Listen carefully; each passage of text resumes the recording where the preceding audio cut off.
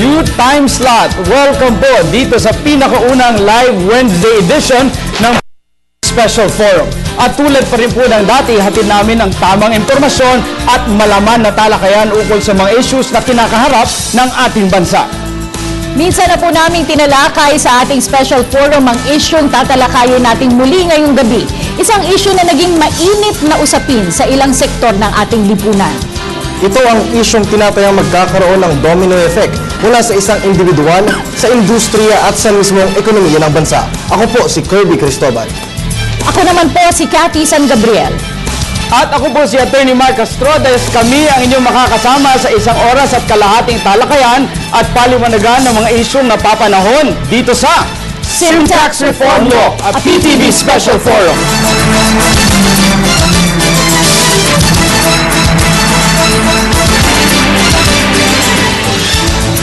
Matapos ang ilang buwan ng pag-antabay ng sambayanang Pilipino sa isa sa mga pinakamainit na panukalang nagbukas ng diskusyon ng mga mamamayan, sa wakas ay natuldukan na noong Disyembre ang paghihintay ng lahat.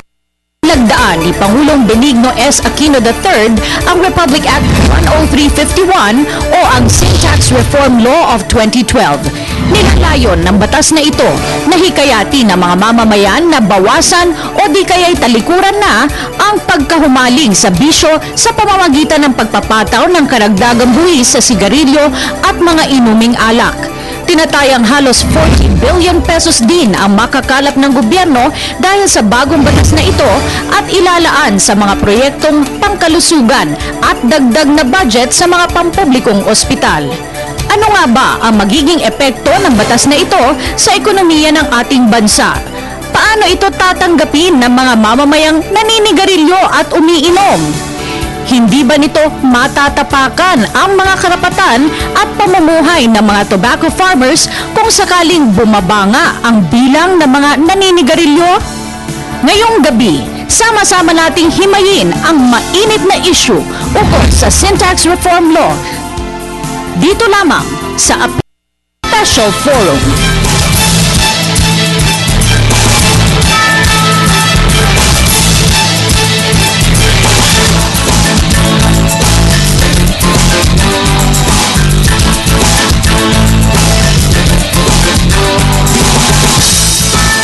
Magandang gabi Pilipinas, pag-uusapan nga natin ngayong gabi ang tungkol sa bisyo ng alak at sigarilyo.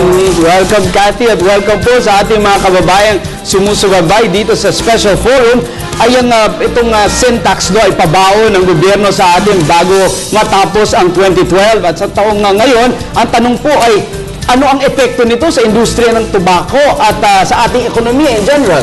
Mahalagang tanong yan, Mark. At although isa pa rin sa pumapasok sa isipan ng marami sa atin, yung mga health benefits na maaaring makamit nito nga pagtataas nga ng taxes sa alcohol at sigarilyo. Nabanggit mo nga, Cathy, na meron na tayong special forum bago po na ipasa itong batas na ito at maraming aspeto po ng batas ang ating dapat maintindihan ngayong tinalaman po at marami tayong ekspertong narito po kasama po natin para magbigay impormasyon at paliwanag sa maraming usapin hinggil dito sa Sin Tax Law. Kaya umpisahan na natin, kasama po natin ngayong gabi BIR Commissioner Kim Menares.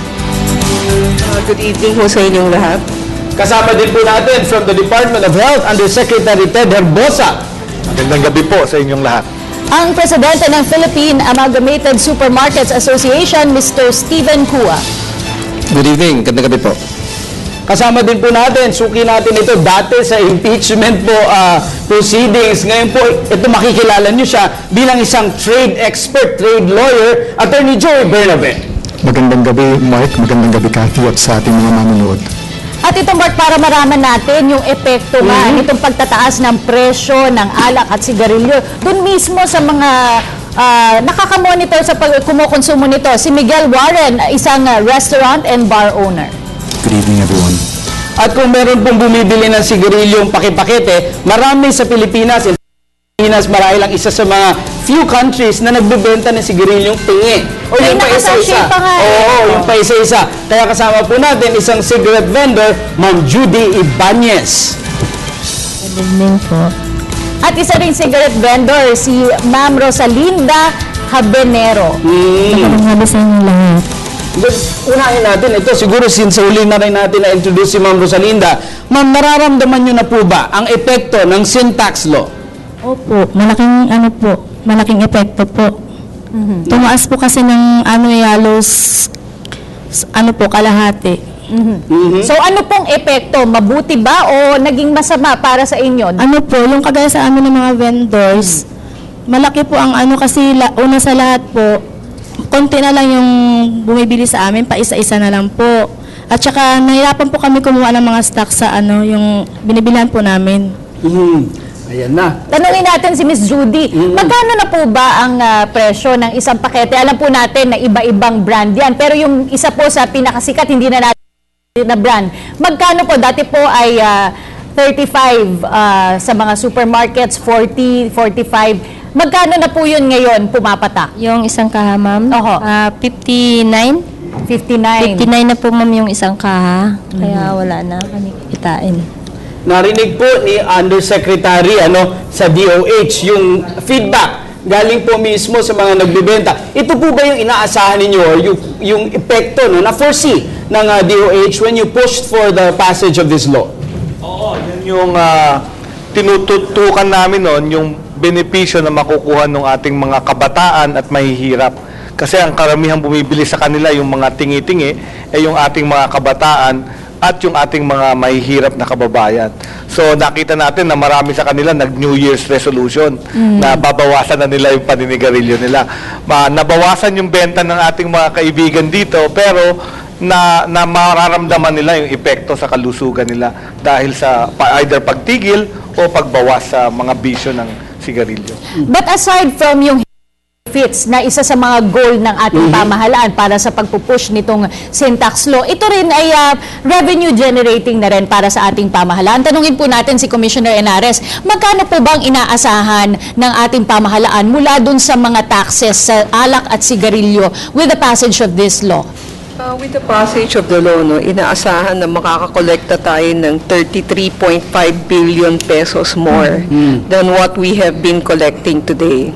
So yun ho yung projection for the first year, but for the second year it will go up. Every year it should go up. Bago ko po bato yung aking maraming katanungan kay Commissioner Kim, dali ko po muna kay Mr. Steven Kua from the Supermarket Association. Sir, nabanggit ni Ma'am kanina na meron kakulangan sa supply, na meron silang problema sa supply. Anong ibig sabihin nito? Nag-hoard po ba ng mga old stock yung ating mga nagbebenta para abutan yung mas mataas na presyo? Just before the year ended, medyo palagay ko mayroong mga tindahang hindi nagbenta. Dahil kung magkano ibebenta ang sigarilyo. Kapag di ka magbenta, we were in a very precarious situation. Pag hindi ka nagbenta, hoarding ang tawag. Pag binenta naman namin na medyo mataas, profiteering naman. Di ba? So, ang ginawa namin, sabi ko, ibenta lang ng mas mura kaysa yung ina-expect mong increase na napakalaki, pero ilimit mo na lang. Di ba? Let's say, 1 rim lang per person kapag pagtinda, kapag naninigarilyo, 2 packs lang per person. Diba? That was one way. In fact, there was a time I was suggesting kabaliktaran ng law of economics. Mas mura na ang retail kaysa wholesale. Kasi retailer goes to the smoker, the wholesaler, speculator yung iba nagtatabi para lang, pag tumaas ang presyo, tsaka lang nila ibebenta. Tanungin natin, yan kasi na, yun isa sa mga fear ng mga tao, lalo na yung mga may negosyo rin na nagbebenta rin nitong mga sigarilyo. Attorney Joey, meron po bang parusa sa batas ang yung mga malalaking mga supermarkets or distributors na nag-hoard para abutan nila nga itong pagtaas ng presyo ngayong taon na ito? Meron tayong mga ilang provisions sa ilalim. Meron tayong tinatawag sa revised penal code na unfair business practices or restrictive business practices na maaring magamit para madala sa tamang hustisya yung mga nag-hoard or nagtatangkang mamanipulate ang mga presyo. Meron din tayong consumer price code, consumer code na naipasa noong 1993 kung hindi ako nagkakamali, na meron ding mga sinasaad na obligasyon ng mga nagbebenta ng iba't ibang produkto at maaaring gamitin din ito para mapatawan ng nararapat na parusa or civil liability ang mga gumagawa ng ganitong practices. Just a follow-up, Attorney Joey. So kung nabili nila last year pa ito na mas mura kesa dun sa SRP ngayon, dapat ba nilang sundin yung presyo ngayon dahil sa sin tax law o dapat ibenta nila dun sa presyong tama lang nung nabili nila nung isang taon? Sa aking palagay, meron namang justification kung ang punto ng kanilang pagpapataw ng mas mataas na presyo ay ayon doon sa bagong tax rates na nailabas mula ng effectivity nitong ating sin tax reform law, no? Kasi I think ang isang argumento na sinasabi nila ay ito naman ay dapat presyohan sa panahon na ito ay inilabas sa merkado. Although of course merong mga nagbabatikos din sa ganitong pananaw at nagsasabing hindi. Dapat kung anong presyo ng iyong pagkakuha, yun din ang iyong presyo ng pagbenta dapat. Tanong din natin sa BIR kung ano ang interpretasyon. Kung ito pong old stock, ma'am, old stock nga po, matagal na po siya nakaimbak, nabili sa mura, magkano ang dapat na benta? Meron ho akong ibang pananaw kaysa kay attorney, no? Kasi first, no, this is not a basic commodity, no? So, hindi ho siya saklaw ng price control, no? So, it's more really a function of demand and supply. No? And secondly, kung titignan mo, yun nasa batas, suggested retail price. So, ibig sabihin, suggestion lang yun, no? You can sell it price, you can sell it at a lower price. Depende na ho sa'yo kung sa tingin nyo, mas gusto nyo mas mabilis ang turnover, kaya bababaan nyo konti yung presyo para mas mabilis ang bentahan. Or gusto nyo, mas mataas yung kinikita nyo, but syempre, mas mabagal ho yung pag-turnover. No? Pero these are the rights of the businessman. It's really a market force, no? It has the government cannot really control that, no? With regard to ano hong presyo ang dapat bayaran, as far as government is concerned, ang sin tax, babayaran nyo ho kung kailan, yung rate na babayaran nyo kung kailan ho nyo withdraw sa factory at kung kailan nyo inilabas sa customs. Pagkatapos nun, wala na ho talaga kaming, legally, we don't have any control over that. The only other control is you make sure if you earn, kung kumita ka, kung ano yung kinita mo, i-report mo. At magbayad ka ng buwis doon, no? Yung income tax at value-added tax. Yun lang ho yung control, no? Yung pananaw ko ho tungkol dito sa pagpepresyo ng produktong ito, no? Tsaka kung titingnan niyo ho yung objective ng sin tax reform law, actually gusto ho ng gobyerno na taasan ng lahat na tao yung presyo. So, yung kaya tayo nagtaas ng excise tax para mapilitan ng mga tao na itaas ang presyo. Kung gusto nilang itaas, mas higit pa dun sa itinaas ng sin tax, eh di na-achieve ho yung objective ng batas na gawin hong mas mahal ho yung produkto para ho ang mga kabataan at mahihirap, eh huwag na ho magsigarilyo. Ngayon lang siguro nangyari, Cathy, no, na merong batas na gustong maging mahal ang isang bagay para sa mga mamimili na hindi bumili. Oo. Kanina na pag-uusapan natin yung sigarilyo. Isa rin naman sa kasama rin dito sa sin tax law, itong pagtataas din ng presyo ng mga alcoholic beverages. Tanungin natin si Miguel Warren, apektado ba ang sales ninyo sa iyong restaurant at bar dahil dito sa pagtaas ng presyo ng mga alcoholic drinks? First off, is it okay if I respond in English? Sure. In the short term, I don't believe this is going to be significant impact because our restaurants and bars are focused more on delivery of an experience to the customer. Wine, liquor, are part and parcel along with our food of that experience, right? So I think that for our target audience, they'll understand that we need to raise our prices in order to address the effects of this new law. In the long term, though, as the Commissioner had pointed out, it will continue to rise, the taxes, and of course prices will follow, right? So there will be an impact. But my perspective is that the demand for these sorts of products is not directly proportional to perhaps the price increases. So what that means is if it goes up by 50%, that doesn't necessarily mean that demand is going to drop by the same amount. So I'm hoping that long term we can manage the effects of this on our business. Have you increased the prices of your drinks with regard to the effectivity of the sin tax law? Yes, we've already seen some suppliers increase their prices, so we had to do the same. Yun ang sunod nating katanungan, ano? Kung magtataas na nga yung supplier, magtataas na ba yung retail, at paano yan maipapasa sa baba. Pero bago natin ipasa yan kay Commissioner Kim, baling muna natin kay Kirby. Maraming salamat, Atty. Mark at Cathy. Mukhang maganda yung opening ng taon sa atin dahil marami yung gustong makisali dito sa opinion tungkol sa sin tax reform law. Pero bago ko basahin yan, i-welcome muna natin yung ating mga bisita dito sa loob ng studio. Makakasama po natin ang mga estudyante mula sa College of Arts and Sciences of Asia and the Pacific sa Pasig po. At kasama nila ang kanilang mga professors, Atty. Mark at Cathy, na si Professor Renz Robert Salvador. Welcome. Alright, going back, Atty. Mark and Cathy, unang magbibigay ng katanungan ay si Lilian de Guzman. Lilian? Good evening po sa ating lahat. Ang question ko po, paano po makokontrol ng government yung pagpasok ng mga illegal na sigarilyo at alak na pwedeng ibenta sa mas maliit na halaga? Okay. Alam niyo, first, no, hindi ko kami naniniwala na tataas ang smuggling, no. Ang mga may magkakaroon ng flood ng produkto na papasok na smuggled, no. Kasi even with the increase in sin tax, mas mura pa rin ho ang sigarilyo sa Pilipinas kumpara sa ating mga kapitbahay, no. At parati kong binibigyan na example, kunyari tayo, no, even with the price increase, 59 pesos per pack. Yun yung sigarilyo na yan sa Hong Kong, 300 plus, aabot na yan sa 400, no? Sa Singapore, 400 plus. Kung ako ho magsusmuggle with the same risk, bakit ho ako pupunta sa Pilipinas, hindi ako pumunta sa Hong Kong, hindi ako pumunta sa Singapore o sa mga kapitbahay natin, no? Kasi mas malaki yung kikitain niya. No?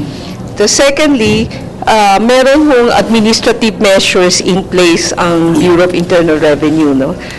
Kinokontrol natin at minomonitor yung mga lumalabas na produkto sa merkado, lalo na itong mga excise, no? Mas maraming control measure ho nandun, no? Pangatlo ho, this first half of the year, we're going to implement a stamp on the cigarette.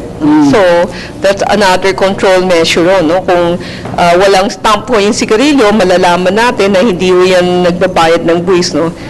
Dahil ito ay excisable product, ito ho yung isang produkto, pag wala ho silang maprebang binayaran na buwis, pwede hong i-confiscate ng Bureau of Internal Revenue. So, ito ho yung mga measures na going to be in place, which basically will address some of the concern about smuggling. Gusto ko tanongin, But of course, at the end of the day, there will never be a fail-safe system that will eliminate it totally. Gusto ko lang tanungin din si Attorney Joey bilang isang trade lawyer. Attorney Joey, nabanggit ni Commissioner yung realidad no, ng presyuhan. Pero meron ding mga nag-report na sa Mindanao, Zamboanga, Jolo area. Marami na talaga, for quite some time now, pumapasok na sigarilyo coming from our mga eastern. Marami na dyan. With greater parang taxes for these products, hindi ba maiinganyo yon? At anong pwedeng gawin ng mga lehitimo negosyante para mapigilan ng ma-encourage yung mga ganung nagpupuslit? Siguro ang kailangan dito, Attorney Mark, as yung tulong-tulong na commitment, lalo na ng ating mga ahensya sa government para mapigilan itong smuggling. Talagang napakadali sigurong in theory na magpasok ng mga illegal goods through smuggling dito sa ating teritoryo dahil with 7,000 islands and several thousand miles of coastline na hindi naman talaga tuluyang nababantayan ng ating Coast Guard at ng ating mga ahensya sa gobyerno, maaaring sabihin na madaling gawin ito. Pero sa aking pananaw, siguro ito'y magiging isang dahilan din or opportunity para yung sa ating government agencies to strengthen their act, to manifest the willingness and the commitment para talagang i-police yung territorial borders ng Pilipinas. Balik natin kay Kirby. Attorney Mark, isang katanungan naman galing sa social media yan, saan daw napupunta o mapupunta yung mga dagdag buwis doon sa alak at sigarilyo? Yun, good question. For the first year, we're supposed to collect 33.5 billion. 23.5 billion of that is from tobacco. Of the 23.5, 30% will go to the tobacco farming provinces, to help the farmers adjust to whatever displacement they will have. So that's minus 7 billion. So 16.5 billion from tobacco plus 10 from alcohol, that's 26.5 billion pesos. It will all go to the health program of government. Of the 26.5, 12.5 billion will go to enrolling the second quintile, the second most poorest category of our society who don't have a way to, na wala silang paraan na magkaroon ng access sa health service. Ito ho, babayaran ho ng gobyerno yung premium nila para maka-enroll ho sila sa health. So, para pwede silang pumunta sa mga hospital at kumuha ng serbisyong pangkalusugan. So, 12.5 out of 26.5. So the rest naman pupunta pa rin sa Department of Health para yung mga clinic, yung mga upgrading ng mga health services, doon nila gagastusin. So directly, it will all magbe-benepisyo yung mga tao na pumupunta sa pampublikong health center at hospital, sila yung makakabenepisyo dito.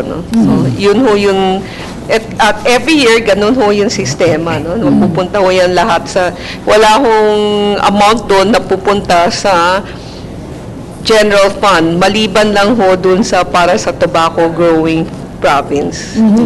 Maalala ko, Mark, nung huli nating forum ay may nagsabi kasi na dahil nga health issue ito, ibabalik din naman dito sa mga kumukonsumo ng tobacco at Kasi sila nagbabayad. Serbisyo na makukuha mula dito sa tax na ito. Tanungin natin ng DOH, mabebenepisyohan din po ba itong ating mga kababayan naman na smokers at mga umiinom ng alcohol mula dito sa kanilang nababayaran? Actually, sa programa ng pagpasa ng pondo sa kalusugan, lahat ng Pilipino makikinabang. Hindi lang yung mga naninigarilyo. Ang pakinabang ng sin tax, baka tumigil yung mga tao na dapat tumigil na. So yun yung pinaka-benefit doon. Pero malaki kasing bagay yung mapangalagaan natin ng kalusugan ng ating mga mamamayan, lalo-lalo na yung ekonomiya natin ay gumaganda na. Kasi pagka ikaw ay hindi malusog, hindi ka makakatrabaho, hindi ka makaka-contribute sa economic productivity ng bansa natin. So, importante na ang mga mamamayan natin walang lung cancer, walang heart disease, hindi lulon sa bisyo. Kaya yun yung pinakamagandang benepisyo dito sa sin tax. May follow-up lang po ako kasi di ba po ang paninigarilyo ay isang addiction. Pagtaas po ng presyo ng sigarilyo, talaga po bang ito ay magiging hadlang sa mga talagang, lalo na yung mga heavy smokers na para tigilan or kahit bawasan itong kanilang bisyo? Oo, meron talagang mga pagsusuri at pag-aaral sa iba't ibang bansa na nagpataw na ng sin taxes. In fact, ang sabi nila, for every 10% increase ng price ng sigarilyo, nagkakaroon ng 5% decrease sa prevalence ng mga naninigarilyo. Ibig sabihin nun, tayo nasa 30% ng Pilipino ang naninigarilyo. Nang tinatansya namin, 5% of 30%, mga 15,000 na maninigarilyo ang baka huminto. At of that, 2.5% ang live na masisave. So ito yung pinupush namin nung nagpupush kami sa Kongreso at Senado, na ito nakakaligtas din ng buhay. Kasi ang father ko namatay sa smoking, lung cancer. So ito yung mapiprevent natin. And if the children start smoking early, the chances are the lifespan naiigsian by 10 to 12 years. When in fact, pwede ka mabuhay longer and become more productive. Yung detalye ng implementasyon, tatanong natin yung pass on. Pero gusto ko munang hinan ng feedback si Ma'am Rosalinda. Narinig niyo po ito, Ma'am. Posible talagang marami ang tumigil manigarilyo. Paano po kayo naghahanda kung sakaling talagang humina yung inyong pagbebenta ng sigarilyo? Yan nga po ang inaano namin na magiging ano po namin problema kasi parang kumbaga po diyan po kami kumukuha ng pangpaaral namin sa anak namin, yung magtitinda po. Yun na po ang inaano namin kasi ngayon pa isa-isa na lang bumibili. Syempre po naapektuhan po kami kumbaga konti na lang ang ano bumibili sa amin kaya parang nahirapan po kami mag-adjust ng ano. Hindi ba kayo nag-iisip, magbenta na lang ng prutas o ano bang ilang produkto? Kasi siyempre merong talagang pagbabago na eh. Hindi ba kayo nag-uusap-usap o magbago na tayo ng ibibentang produkto? Sa ngayon po, hindi pa kasi kumbaga may bumibili pa naman po ng ano, sigarilyo. Gusto ko rin tanungin si Mr. naman po ang mga taga-supermarket. Meron po bang pagbabago na na-notice kayo? At kayo rin po amongst yourselves, nag-uusap-usap po ba kayo kung ano yung magiging presyuhan ninyo pagdating sa mga produktong ito? Kami ang speculators ngayon. Kasi kami nag-iisip kung ano mangyayari. No? Pero itong unang linggo pa lang ng taong to, so far, mga pa rin namimili kahit tumaas na ang halaga ng sigarilyo. I don't know kung namimili sila para yung mga dating bibili ng per stick, ngayon per kaha na para mas mura. Okay? So, mas maraming pumunta sa supermarket. Pwede rin nangyari. Kaya it's too early to tell. No? Isang linggo pa lang eh. So, hindi natin talaga masasabing, permanent pattern to na medyo lalakas o hihina. Pero, as of kanina, tinanong ko, meron pa bang bumibili? Meron pa rin namimili na sigarilyo. Pero rin pa rin binibili ng iba. Pantinda, no? Pantinda yung iba. No? So, life goes on. Tuloy pa rin. Hindi naman humina. Yes, Kat, go ahead. Follow up lang po. Malaking bahagi po ba ng sales ninyo itong benta ng alak at sigarilyo? Okay, put it this way, panghila ng tao ang sigarilyo at alak, no, inside the supermarket, no? It's a crowd drawer of a product, okay?